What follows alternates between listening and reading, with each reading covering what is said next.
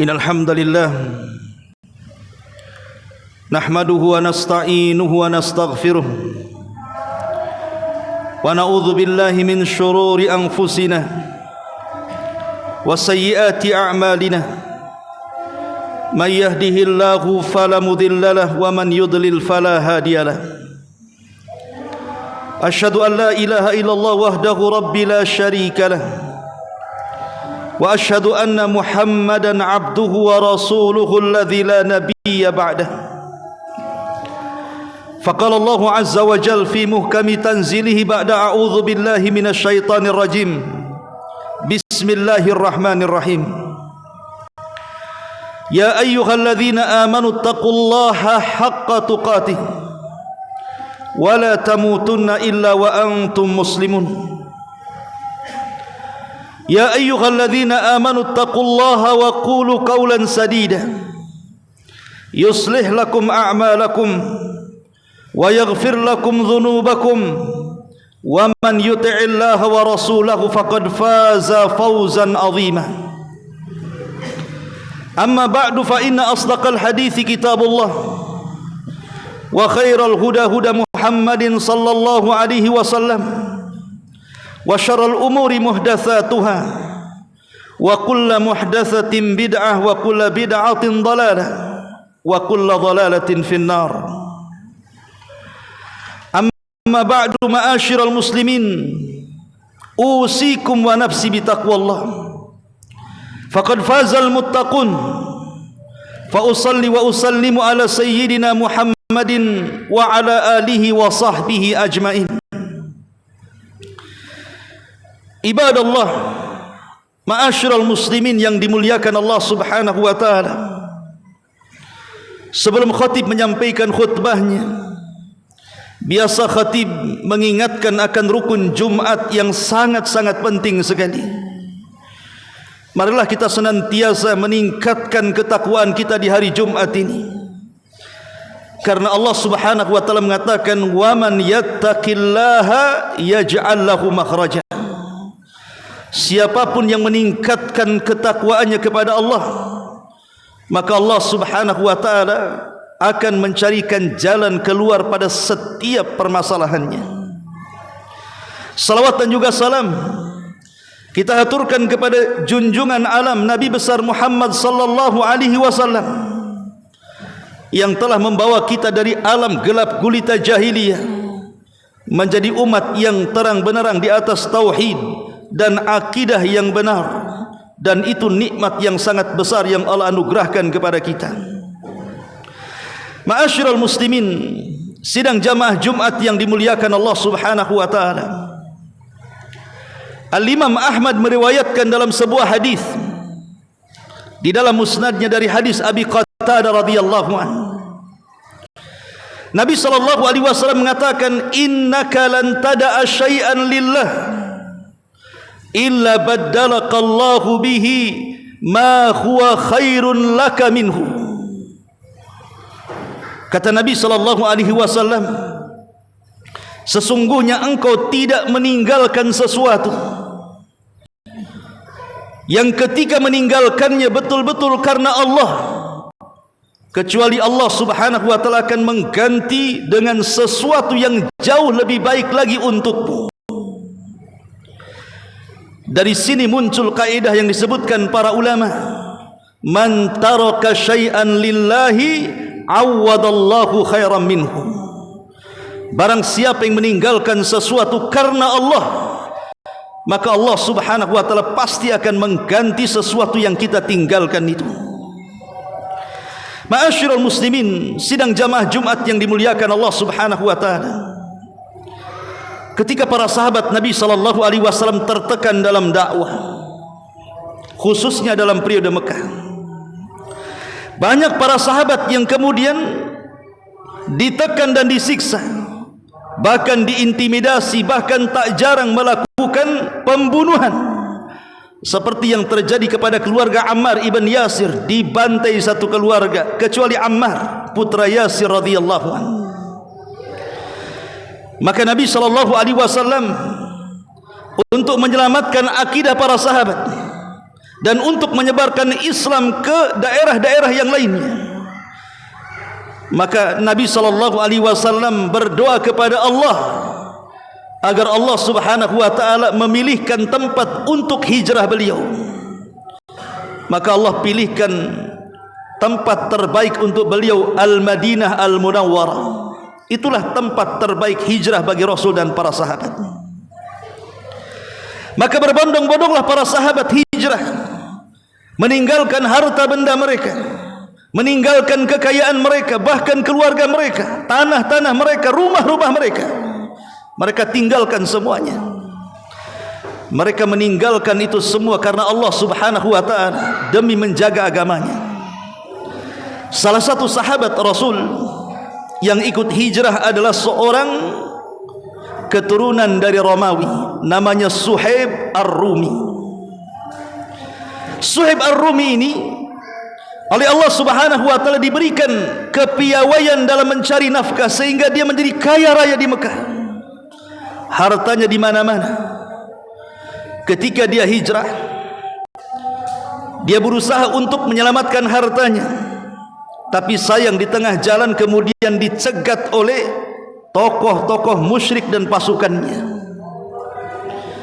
Maka Suhaib Ar-Rumi ketika itu memegang busur dan 40 anak panah. Dan Suhaib mengatakan, kalian tahu siapa aku? Aku adalah pemanah terbaik di Mekah. Kalau kalian ingin menangkapku, maka aku akan lesatkan anak-anak panah ini, dan ku jamin tidak akan meleset satu pun dari anak panah ini kepada kalian. Tetapi kalau kalian ingin meninggalkan aku, biarkan aku pergi untuk berhijrah bersama Rasul, maka ku biarkan hartaku, ku berikan semua untuk kalian. Akhirnya kemudian setelah perundingan yang sangat alot, orang-orang musyrik pun memilih harta Suhaib Ar-Rumi radhiyallahu anhu. Maka Suhaib Ar-Rumi menunjukkan pembenaran gudang-gudang hartanya. Hartaku ada di sini, ambil. Hartaku ada di sana, ambil. Hartaku ada di sana sini, ambil semuanya. Yang penting kalian tidak menghalangi hijrahku. Maka kemudian kesepakatan itu terjadi. Semua harta Suhaib Ar-Rumi dirampas oleh orang-orang Quraisy. Sementara Suhaib hanya kembali ke Madinah atau hijrah ke Madinah membawa pakaian yang ada di badan saja. Ketika sampai di kota Madinah, kemudian berjumpa dengan Nabi SAW, kemudian menceritakan. Apa kata Nabi SAW? Arabiha bai'u Aba Yahya. Arabihal bai'u Aba Yahya. Sungguh beruntung wahai Aba Yahya, perniagaanmu bersama Allah Subhanahu wa taala. Sungguh beruntung wahai Aba Yahya, perniagaanmu dengan Allah Subhanahu wa taala. Maka selang beberapa waktu Suhaib Ar-Rumi tinggal di Madinah. Maka dengan kepiawaian dagang dia, akhirnya Allah kembalikan kekayaannya berlipat jauh lebih kaya dibandingkan ketika dia di Mekah. Padahal di Mekah dia sudah menjadi orang kaya. Tapi Allah Subhanahu wa taala ganti kekayaan 2 kali lipat yang dimiliki Suhaib Ar-Rumi, karena dia meninggalkan harta-harta itu lillahi ta'ala, karena Allah Subhanahu wa ta'ala, untuk menyelamatkan agamanya. Itulah makna man taraka syai'an lillahi awadallahu khairan minhu. Siapapun yang meninggalkan sesuatu karena Allah, Allah ganti sesuatu itu dengan yang jauh lebih baik lagi. Ma'asyiral muslimin, sidang jamaah Jumat yang dimuliakan Allah Subhanahu wa ta'ala, Ummu Salamah radhiyallahu anha adalah wanita yang termasuk as-sabiqun al-awwalun bersama suaminya. Orang-orang yang awal-awal masuk Islam, bahkan melakukan hijrah 3 kali. 2 kali ke Habasyah, kemudian 1 kali ke Madinah. Ketika hijrah terakhir ke Madinah, suaminya Abu Salamah meninggal dunia. Maka tentunya kemudian dia sangat sedih. Suami yang selama ini sangat dicintainya, bahkan tidak ada laki-laki yang lebih dicintai bagi Ummu Salamah dibandingkan Abu Salamah. Sehingga ketika masa iddahnya selesai, banyak para sahabat yang ingin melamarnya, tapi dia tolak karena tidak ada manusia yang lebih baik dibandingkan Abu Salamah. Saat meninggal suaminya, maka Nabi SAW mengatakan kepada Ummu Salamah, wahai Ummu Salamah, quli inna lillah wa inna ilaihi raji'un. Allahumma hjurni fi musibati wa akhluf li khairan min ahli. Wahai Ummu Salamah, katakanlah istirja, jangan berlarut dengan kesedihan karena kematian suamimu. Karena sesungguhnya kita semua datang dari Allah dan akan kembali kepada Allah. Ya Allah, berikan ganjaran akan musibah yang kau timpakan kepadaku. Kemudian kata Rasul, katakan juga wahai Ummu Salamah, ya Allah, gantikan Abi Salamah suamiku dengan suami yang jauh lebih baik lagi. Tapi Ummu Salamah menolak perkataan yang terakhir, karena di mata dia tidak ada manusia yang lebih dicintai dibandingkan Abu Salamah. Tapi Rasul mengatakan, sudah, katakan saja. Akhirnya dia pun mengatakan doa itu yang diajarkan Nabi SAW, ya Allah, gantikan Abu Salamah dengan sesuatu yang jauh lebih baik lagi dari Abu Salamah. Maka selang beberapa waktu kemudian Nabi SAW melamar Ummu Salamah. Rupanya Allah Subhanahu wa taala kabulkan. Ketika kemudian dia mengucapkan doa itu, rupanya orang yang lebih baik daripada Abu Salamah adalah Nabi SAW. Ketika dia mengikhlaskan karena Allah, maka terjadilah kaidah man taraka syai'an lillahi awadallahu khairan minhu. Siapapun yang meninggalkan sesuatu karena Allah, maka Allah akan ganti sesuatu itu dengan sesuatu yang jauh lebih baik lagi. Al-Imam Az-Zahabi rahimahullahu ta'ala menyebutkan satu kisah dalam kitabnya Syiar A'lamin Nubala, ketika beliau menterjemahkan seorang ulama tabi'in, Muhammad ibn Sirin rahimahullahu ta'ala. Ketika Imam Zahabi menyebutkan biografi Muhammad ibn Sirin, beliau menyebutkan satu kisah anak muda yang berasal dari negeri Maroko, dari negeri Maghrib yang sekarang disebut Maroko. Anak muda ini, dia berjalan dari Maroko ingin melaksanakan haji. Kemudian Allah kabulkan keinginannya, dia berangkat haji. Setelah dia melaksanakan haji, kemudian dia kehabisan bekal untuk pulang dan tidak punya biaya untuk kembali pulang ke daerahnya di Maroko sana. Akhirnya selama di Mekah dia mencoba ingin mencari pekerjaan. Kesana kemari dia mencari pekerjaan supaya mendapatkan uang dan bisa pulang ke kampungnya.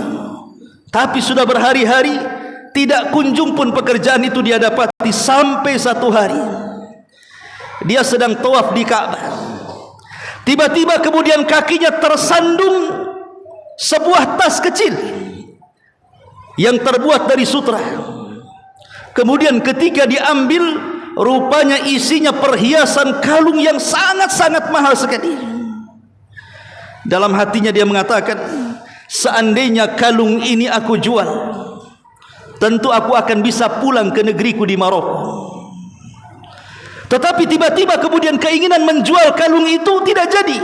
Langsung dia beristighfar kepada Allah, astagfirullahaladzim, ini bukan barangku, aku tidak akan menjualnya. Selang beberapa saat tiba-tiba ada orang tua yang berteriak-teriak di sekitar Ka'bah dan mengatakan, ya ahla Makkah, wahai penduduk Makkah, siapa yang menemukan barangku berupa tas kecil dari sutra, maka aku akan berikan 500 dinar.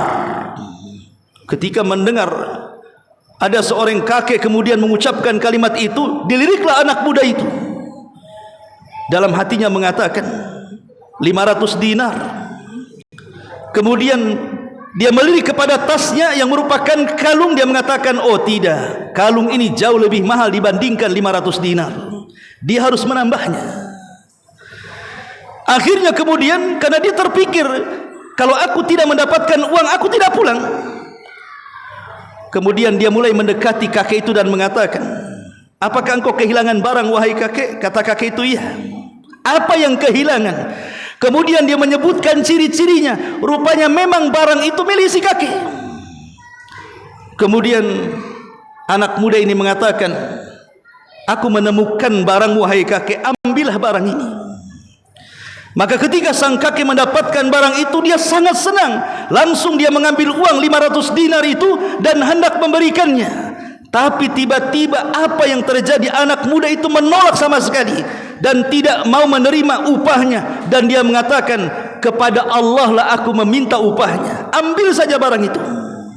Didesak-desak tetap dia mengatakan seperti itu. Singkat cerita, ma'asyiral muslimin, sidang jamaah Jumat yang dimuliakan Allah subhanahu wa ta'ala, akhirnya anak muda ini berhasil bekerja, kemudian mendapatkan upah yang bisa dia pulang ke Maroko.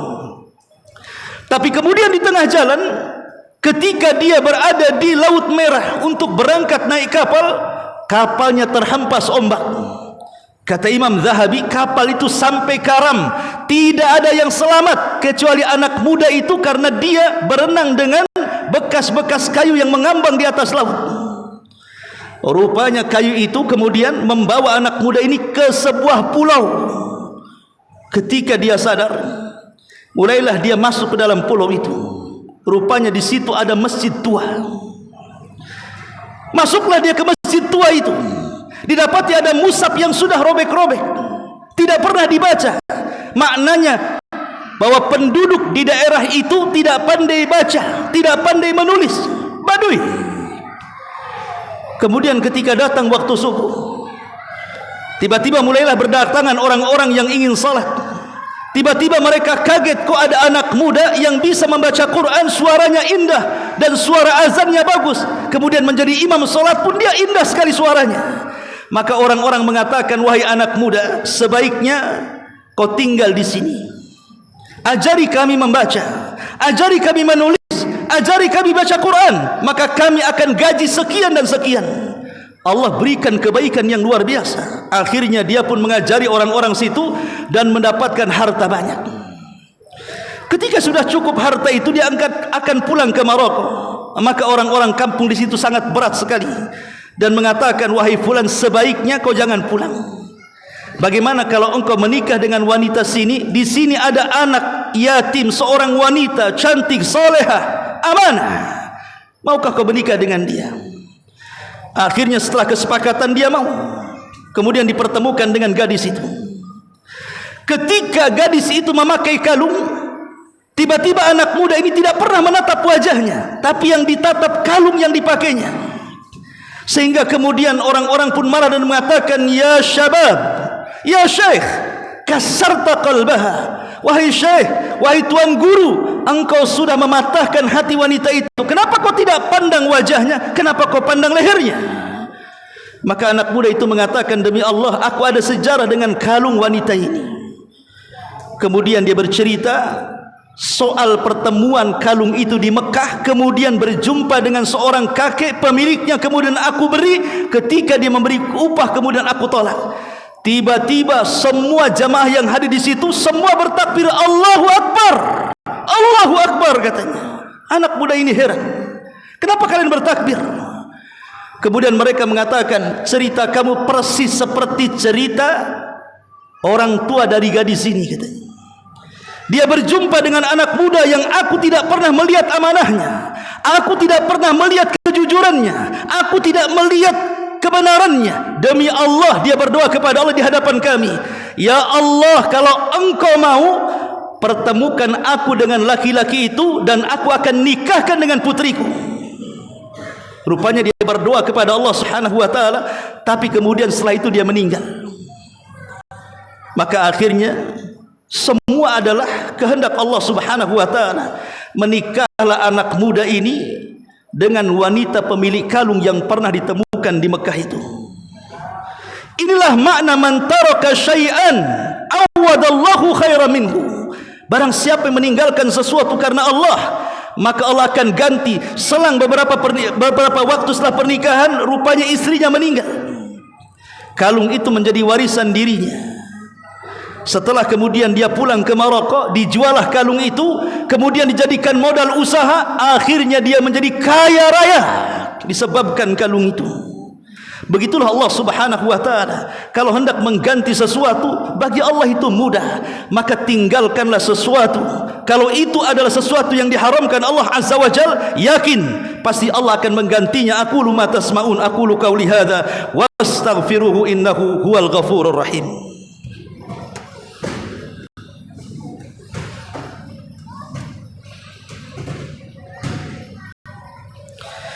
Bihamdillahi wassalatu wassalamu ala rasulillah wa ala alihi wa sahbihi wa mawalah wa la hawla wa la quwwata illa billahi wa ba'du. Tentu ketika kita meninggalkan sesuatu karena Allah, Allah akan ganti. Ganti Allah itu tidak mesti dunia. Boleh jadi Allah menggantinya di akhirat, atau boleh jadi Allah menggantinya di dunia dan di akhirat. Allah ala kulli syai'in qadir. Nabi Allah Sulaiman alaihi salam, dia suka dengan kuda-kuda karena dia suka berjihad. Disebutkan di dalam Al-Quran bagaimana kisah Sulaiman ketika dia terlena dengan kuda-kudanya di waktu asar sampai menjelang maghrib, dia lupa tidak salat. Setelah maghrib baru dia ingat bahwa dia melupakan salat gara-gara lalai dengan kuda-kudanya. Akhirnya kemudian dia pun marah dengan kuda-kudanya. Besoknya dia sembelih semua kuda-kudanya, kemudian dagingnya disedekahkan kepada fuqara wal masakin. Ketika Nabi Sulaiman meninggalkan itu semua karena Allah, karena kuda-kuda itu yang menjadikan lalai dia tidak salat, maka ganti kuda-kuda itu dengan apa? Dengan ditundukkan awan dan angin kepada Sulaiman. yang harusnya dia naik kuda itu boleh jadi mungkin 1 bulan perjalanan, tapi dengan menunggang angin tidak sampai 1 menit 2 detik sudah sampai di lokasi. Allah ganti dengan sesuatu yang lebih baik lagi. Tapi kaidah ini umum. Kalau kita meninggalkan bicara karena di dalamnya ada dosa karena Allah, pasti Allah akan ganti dengan sesuatu yang lebih baik lagi. Kalau kita bekerja di sebuah perusahaan yang di situ banyak ribanya, banyak kezalimannya, banyak harta haramnya, kita meninggalkan, kita keluar dari pekerjaan itu lillahi karena Allah, pasti Allah akan ganti yang lebih baik lagi. Kalau kita meninggalkan maksiat betul-betul karena Allah Subhanahu wa taala, pasti Allah akan berikan nikmat yang jauh lebih baik daripada maksiat yang ditinggalkannya. Karena kaidah ini jelas mengatakan, man taraka syai'an lillahi awwadallahu khairan minhu. Siapapun yang meninggalkan sesuatu karena Allah, maka Allah pasti akan mengganti sesuatu itu dengan yang jauh lebih baik lagi. Mudah-mudahan ada manfaatnya. Innallaha wa malaikatahu yusalluna 'alan nabi ya ayyuhalladzina amanu sallu 'alaihi wa sallimu taslima. Allahumma ighfir lil muslimina wal muslimat wal mu'minina wal mu'minat al ahya'i minhum wal amwat innahu qaribun mujibud da'wa ya qadiyal haja. Allahumma arinal haqqa haqqan warzuqna ittiba'ah wa arinal batila batila warzuqna ijtinabah. Allahumma nas'aluka al huda wat tuqa wal afafa wal ghina. Allahumma nas'aluka al afwa wal afiyata fid dunya wal akhirah. Allahumma nas'aluka khaira ajili wa ajili ma alimna minhu wa ma lam na'lam. Rabbana la tuzigh qulubana ba'da idh hadaitana wa hab lana min ladunka rahmatan innaka antal wahhab. Rabbana atina fid dunya hasanah wa fil akhirati hasanah wa qina adzabannar. Wa sallallahu ala sayyidina Muhammadin wa ala alihi wa sahbihi ajmain. Ibadallah, innallaha ya'muru bil adli wal ihsan wa ita'i dzil qurba wa yanha 'anil fahsya'i wal munkari wal bagyi ya'idukum la'allakum tadhakkarun. Qumu lis salatil jumu'ah rahimakumullah.